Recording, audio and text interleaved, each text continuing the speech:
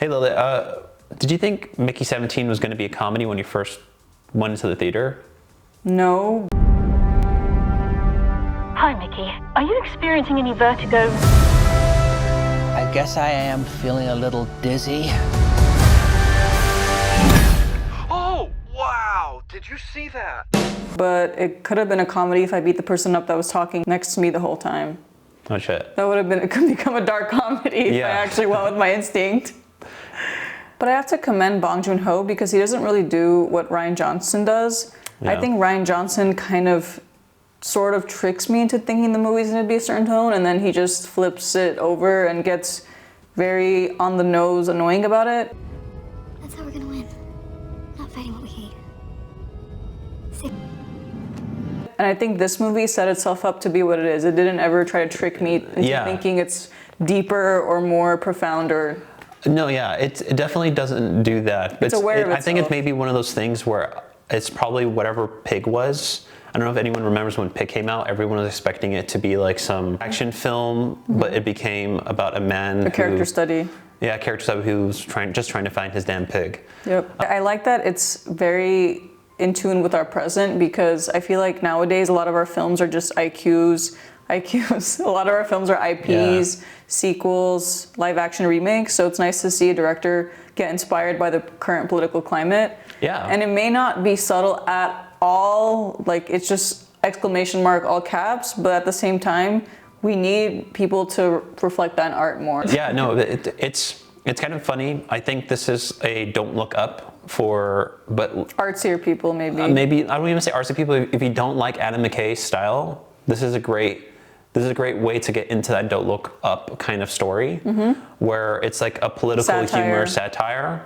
But you know, for anyone that was expecting this to be like a film where Parasite Thomas 2.0. Flight, like Thomas Flight is going to do like a 30-minute video about why The Rock means poverty and what it represents in the class structure. But you do see his common themes, which is, you know, against capitalism, environmental, yay, save the creatures. Yeah, which is not too far off from his Okja. And I like that tweet. I like that tweet that we found where it's like everyone was expecting the director of Parasite, but they got the director of Okja. And we're gonna put up that tweet. But yeah, it's kind of that. So our title is the film you can't make a film essay about. I'm sure someone could fight us against that. You're just gonna reiterate what the film is. Yeah, this is not a film where I can sit down and dissect for hours till end. It's kind of like a film where I would almost say, like, I want to compare it to 12 Monkeys, kind of. Yes. Like, I want to compare it to that. It's very Terry Gilliam, but by Bong Joon Ho. Yeah, like it's very much like just this director's trying to have fun that might make an idea that might not make sense. And I know it's an IP, and he's taking that IP and trying to make something out of it. Or sorry, not IP, but an adapted screenplay. But it just feels like he made something and he was not thinking about if you're gonna like it or not, and that was Terry Gilliam's whole thing with 12 Monkeys. Like, test screeners didn't really like that movie that much, but then he said, I don't care, I'm just gonna release it. Let's just do it. The only thing different is that I think this is like an $80 million project, and I think 12 Monkeys was like very small budget. But we're gonna go in and dissect a little bit about like what we think about the characters, what we think. So in a way, it's like we're saying you can't make a film essay about it, but then we're gonna get into like the themes of film essays. It's a review. But let's kind of go into that right now. Okay. You're a real big fan of like Guillermo del Toro.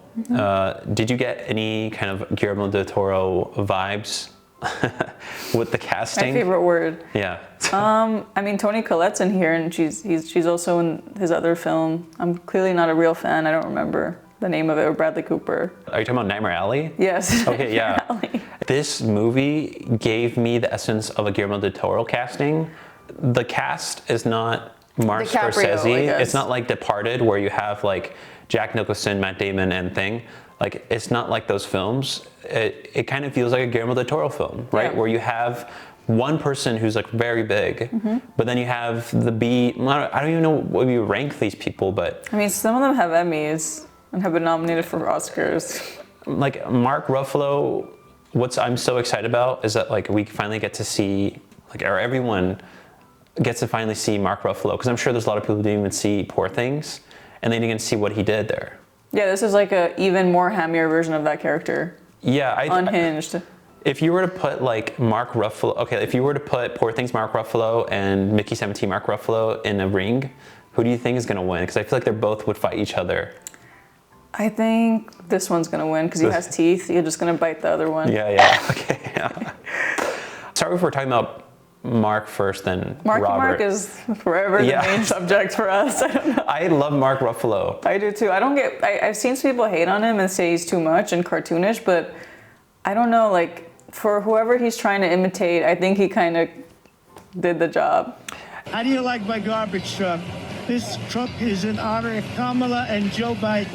No, I'm really happy with Mark.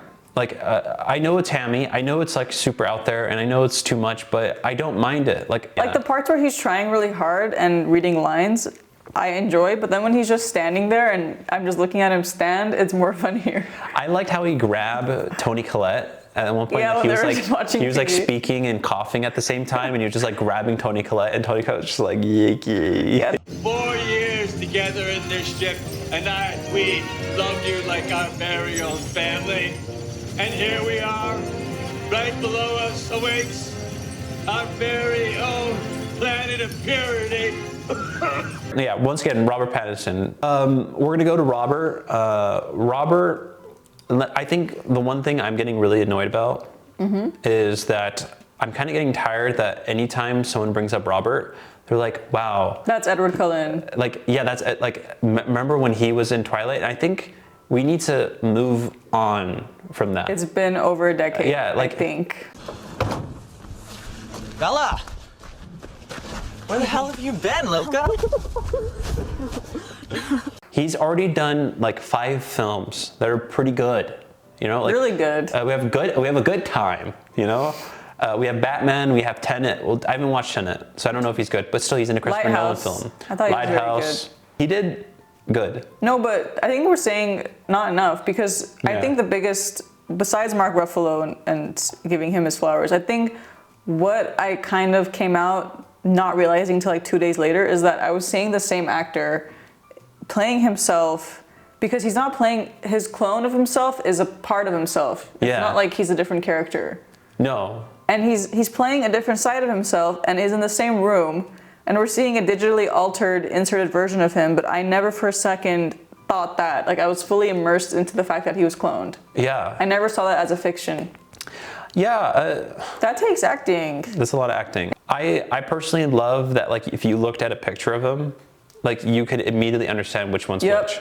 And they have the exact same haircut, everything, no difference. You know what's another thing that's really nice is that I think sometimes you see a lot of actors who in a main character role and they don't really interact too well with the supporting cast.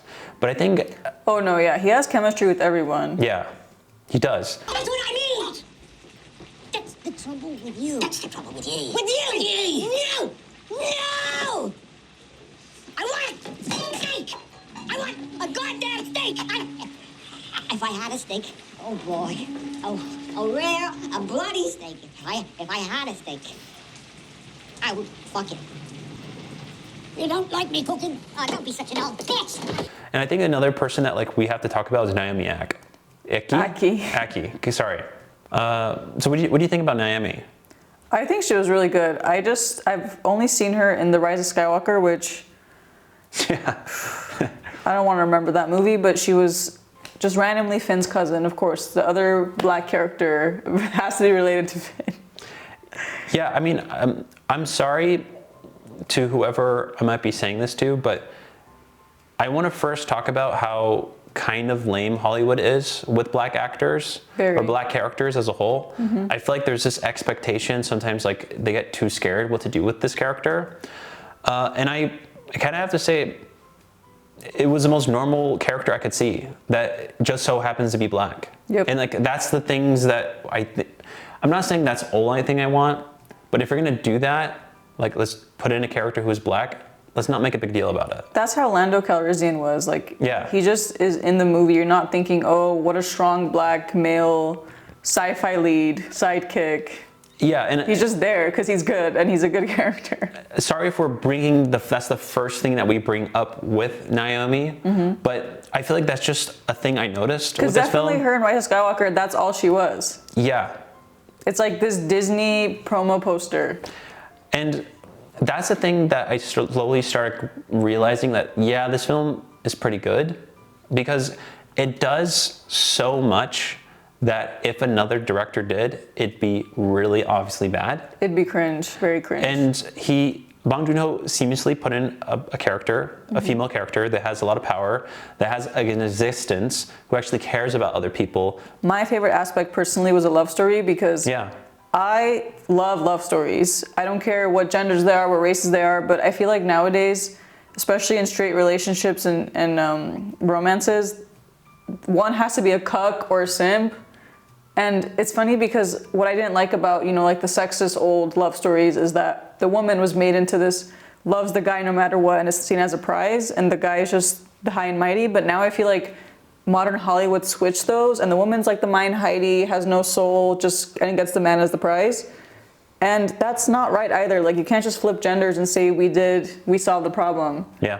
I love that Mickey could simp for her, but she simps for him in a different way. And it's like, why are we ashamed nowadays to have the woman do that back to the male character or to other characters? It's like, we can't deny that, like, we have hearts that are most likely bigger than other genders. So I don't know. It's like, I like seeing that side of, that's like the best side of humans, is vulnerability and love. Yeah, and there's different levels of vulnerability and emotion that is shown through a male and female. Like, if we say that that's not true, then I don't know if you're human. And I think that's the thing that I liked about this film, is that, like, if you are a male viewer, I feel like you can get something out of this, because I think we're in such a generation where so many men are hopeless, right? And making podcasts. Or there's making podcasts. About why they're hopeless. Maybe watching too many podcasts about the hopeless. Yes, it's like this podcast ranking. And so, like, I can see Mickey's point of view of, like, choosing something that he has no understanding of. And he doesn't care, because that's how much he views himself. Yep. And, like, I like that. Like, I like to see that there's a character like that in the modern time, because there's a lot of people that are like that. That's what Joker was trying to do. But Joker was cringy, right? And so this one is nice because, yeah, if you do put just 2 seconds of thought into yourself, what could happen to your life is everything. It can change it. You can change your life completely. Yeah, and if you attract a partner that's supportive and genuinely loves all your sides, all your versions, then you practically won. Yeah, what more can you want? The only thing is a little bit harder is that not everybody looks like Robert Pattinson, but I think it's like the Barbie thing. I think it's just more of a thought, like, you can do it. Yeah, it's definitely like a Barbie thing. But then it also makes it maybe more of a point that you look like Robert and you can still feel that way. And the one thing, though, that I really want to talk about, I'm going to look up her name. I'm sorry, I have it written down here. Patsy Farron. She was new to me. She might have been in other films that I've never even considered watching, but she definitely had a presence for how little she had in this movie. Yes. I loved the whole concept of what the crew was to Mickey, and the crew kind of represented the care that went into the ship. Like, you can tell not everybody cared, but at the same time, there's just one person who was Patsy Farron who actually looked and was present. She was a scientist. Yeah, she was an actual scientist. And I think the small crew is what I left with. I'm like, that's kind of adorable that they even went with that detail. And that's why, once again, Bong Joon Ho. Yeah. Like, his intentions are always in every little steam. Yes. And that's what kind of makes this film. Like, that's why I think everyone should watch it. So we're gonna get into a little bit of the spoiler area now, just a tiny bit, so you've been warned. So the one thing that I really you touched upon, why are we shying away from societal issues that are happening at this exact moment? And when a film does talk about those issues, why do we get so uncomfortable? I don't know, it tends to just get a big eye roll out of people, and I don't know, maybe because they want to see film as an escape method, and they're bothered that, like, they're seeing what they will see if they turn on, like, the news. Maybe they're just, maybe that's why, I don't know. It's also easy. I think, like, Trump is one of the most overdone, over-inspired, for sure, tired characters of this timeline that we're in. So maybe we're just sick of him. We don't want to see him in any form of fiction.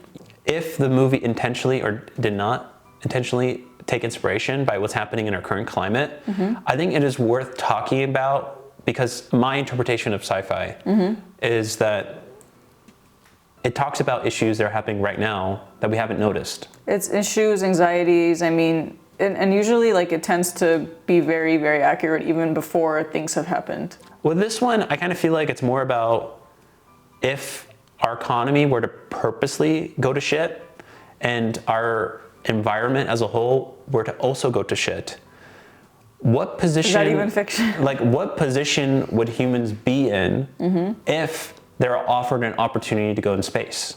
I kind of feel very uncomfortable about what Elon Musk is doing. I don't know if we're gonna get... I just think it's very odd that like we're setting up a thing to go to Mars. Yeah. And at the same time, Elon Musk Like is you setting... have everything that you need here. Let me go to a whole other planet. Yeah, and another thing is that they're setting up like technology for rocket ships to land and perfectly come back and at the exact same coordinate, which is, it's like, you kind of think sometimes, is it all just setting this up for us to have a rocket ship, let's say in our backyard, and it lands perfectly and back to our home once we're done with our job, and we kind of just farm materials in space in these planets that we can't exist in? Like, I wonder sometimes, does this film want us to think about that a little bit? Like, I mean, we for have sure. these corporations that could go in that direction at any For sure moment. it does, and it's asking us, do we want that future? Like, we're going out in space, right? Mm-hmm. And you would think that if you're not in the country anymore of where you're from or even the planet, you probably would just think differently, right? But they're still in space with the same mission, with the same idea, with the same kind of cultural background from a country that they're so far away from. And a country that proved that system brings you to a failure and downfall. Yeah. And so like you would think that they would create something so much more differently. Like they would live in a different way, talk in a different language, like I'm just saying, like it would be completely different, but it's so funny. Like they are still living the same way, even though they're in space, even though when they land into a planet with different aliens. But I think that's kind of what he's trying to say, is that the only hope for humanity is if we stop capitalism. Like he's trying to say. I'm just glad that whoever watched this film could potentially have a discussion. Mm-hmm. Yeah, and we should just have discussions as a whole. Like, why is anything you say have to become this, oh no, but I don't agree with that, but I agree. It's like, whatever. Yeah. How are we going to lead to any form of progress or anything if we don't like point to what's happening a little? But that's the thing. I'm sick of that. That's the thing that was nice about this film. That's why I didn't like college. I didn't like college because like anything, I was scared to talk. It's like, why can't I at least like ask a question in the POV of the bad side?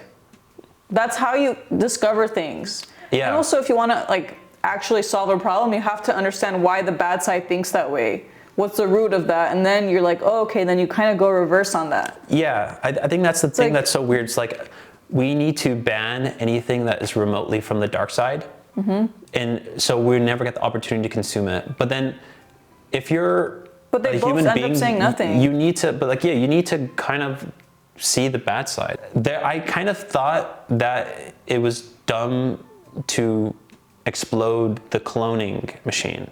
I thought that the cloning machine actually helped them get to that planet. But at the same time, I think it's a big middle finger to capitalism because it's saying we are not expendable humans. Our lives actually have value. You can't just use us to do wiping on the floor level jobs ever. Yeah. And I honestly don't know if they're gonna, he never alludes to them continuing the mission of like colonizing the planet.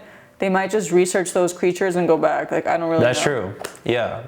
They definitely, the mission changed after Mark Ruffalo's character got disbanded. The one thing that I think for sure is evident is that end of the day, everybody was kind of a team. Like, and especially in that moment when everybody subconsciously wanted that alien to be alive. Mm-hmm. I don't know. Gremlins. Like, what was your thought on the aliens part of it? Like, how did you feel about the aliens when you saw them? Can you stop talking? Because everything you're saying, I could argue with and be correct about. This movie was so not subtle. Like, the entire ending was having Naomi Aki's character, Naisha, spoon feed and spell out exactly every single theme in it. Like, there was, I felt like a toddler having to be explained elementary school information. This movie had, like, it started maybe 7 times, because in the beginning, Mickey had to narrate why he's a clone, why he's at the planet. Then he goes into this, like, random subplot about how his friend is being chased by a loan shark. Then that randomly comes back later on in the film for no freaking reason. And Every time like you're like, okay, the film's gonna start, Mickey, we know why you're the clone, why you're 17. We then have him have to narrate again, oh, what a multiple is, why multiples were bad, why they're murderers. I don't know, it felt like by the time it actually started, I was already so over it that I didn't even care. Like I just thought that we'd already be in the conflict by then, but we were still in the introduction. So I have to get back to the subtlety because I said it wasn't subtle, but let's just break down the symbols that he is patting himself on the back for. I'm gonna call him out. I don't care if he thinks he isn't or is, whatever. So the supporters of Mark Ruffalo are wearing red hats. Couldn't you at least make them blue, green, yellow? I don't know, it's just red. It's just very obvious. And so if he's saying he's not inspired by that, then I don't know, he clearly is. We have the red hats. Then we have Mark Ruffalo's character, I forgot his name, saying that he wants to inhabit this purely white planet. And he's referring to the fact that it's snowy, but it's like, why are you like saying that it's purely white? I don't know, it's just, we can see that.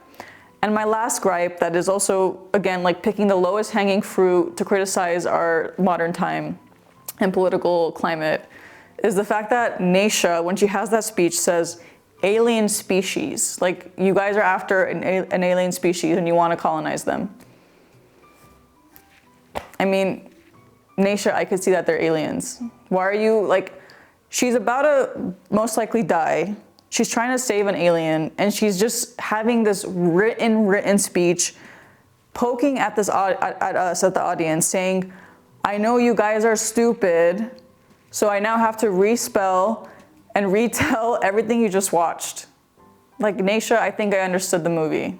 Are you saying the part where Naisha is yelling at Mark Ruffalo? Like, that's an annoying part for you? I thought that was her more so spelling it out stupidly so Mark Ruffalo, who's kind of really dumb, can actually understand what the heck she's saying. Like, I thought that was on purpose. I mean, I think you're kind of overpicking it a little bit. Yeah, but I thought it was also like a way of the movie trying to like tell us what the problems are. Yeah, I feel like that's what the viewer knows. Like, that's the issue. Everyone's in on it. It's not just you. I know, but I'm the devil's advocate. I think you're coming in with too much logic, where I thought that was the whole point, where she had to spell it out like he's really dumb. Like, that was the whole point of why she said it that way. I didn't think it made sense. I thought it was like such a fictional film where we have like the characters on their death brink saying like the entire flaw of the film. Like, clearly Mark Ruffalo knows what he's doing. Yeah, but that's the whole, like, Mark doesn't realize that they can talk, that they are able to have a conversation with humans. And everyone's aware of it. Everyone subconsciously knows that they probably do have a brain. But Mark, that was the whole point. Like, we, the audience, are also smart, but Mark is behind for some weird reason. But I think Lilit number 2 is trying to say that it's kind of pointless because even if Mark knew that they could speak, he was still going to kill them anyways. It doesn't really add to the story or plot, really. I guess, yeah. It's just like this forced, dramatic monologue. We already, as an audience, knew that it was this accumulation to this point. We don't need to have a character then reiterate the stupidity of the stupidest character alive. Yeah. He was already like such full-blown stupid. Like, I agree with you that do we then need a character to remind us? I think we already are, like, as an audience being like, bruh, you have these people running around telling you, communicating, they have a translator and you're still not listening. Yeah. It's like show don't tell. Okay. I know Naisha was reiterating all the flaws of Mark Ruffalo on purpose because he himself doesn't realize that he's so stupid that he might end up killing all of them on accident. But at the same time, I almost think his hamminess made me not take the film as seriously as I maybe should have. I don't know. It's like this film is so conflicting, and I think that's proving to me that doesn't actually work in the long run, is that it's simultaneously like making me say, haha, hammy, it's reflecting our present, but then that doesn't really serve the story at the end of the day because there have been hammy villains in a lot of 80s movies, right? Like, the first thing I think of is Roger Rabbit, where we have that man legit burn a shoe down, a cute shoe. Still traumatized. To death. But then here we have characters like that are very cartoonishly evil, where there's no redemption. Like, yeah, I guess like their redeeming factors that they love each other. We love a evil couple, but they're giving Scooby-Doo. I don't know. It's like, it's very hard for me to actually take their threat seriously. And even though they reached the point where they were about to kill everyone on the ship or like result in that, and they had all of them on the line to be put into the fire pit, whatever, I still couldn't really get into the story. I was like, this is just Mark Ruffalo wearing veneers, like wearing a denture. It's just not really, I'm not shivering. There was definitely no urgency. I agree with you. I think that was the thing that was kind of missing, where there was a sense of stakes. Yeah, there's stakes. I think the only thing that was a stake was where, oh, this idiot might destroy this whole entire native species just because. So I think what was missing for this movie, like from typical Bong films, is what you guys talked about, is those symbols. So it's like, I don't have any symbols to dissect. Again, all those other elements are kind of whatever. So I don't know, I'm just kind of there, watched it, left.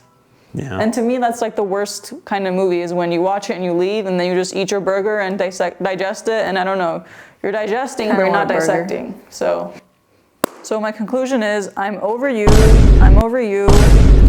I actually have expectations. We just watched the filmmaker who won Best Picture, Best Director, Best Screenplay, literally every single award, in Cannes, in Oscars, in literally every award. So I don't know about you, but if I'm gonna pay money, go spend my free time in the theater, deal with the annoying people in the theater talking. I love Armenia, don't love it. Yeah, I actually want a good movie. I actually want a movie that I'm gonna talk about, watch essays about, and I'm not doing that with this, so I'm over it. Peace. Yeah, I think she's right, but there's one thing that she's definitely wrong about. I'm worried I'm gonna go to jail now. I don't think you're gonna go to jail, but there's one thing as a parent that I'm sure you guys all probably realized that was a bit clippy, but Mickey 17 did it really well. Okay. And see, like, that's the point that we're trying to make here. Is it a clippy though? Because I might go to prison for having a multiple. You might go to prison, I'm fine, but I'm just gonna make a point of what you've done. Is that Mickey 17 did such a good job of having two different people at once. Well, I don't have a $180 million budget. I'm just saying, that's why I gotta say, this movie, I'm trying to have fun. Just like how we're trying to have fun with this review. Yeah. So if you guys liked this video, I think we got kind of all our points across, but if you did, just leave an idea or just any comments down there, give it a thumbs up, and subscribe to us. You can be possibly our 100th subscriber. I'm gonna go get my beret back. Yeah. No one messes with my beret collection like that. See you later. Why don't I get a... Actually, we could have done a trio. Threesome. Ew.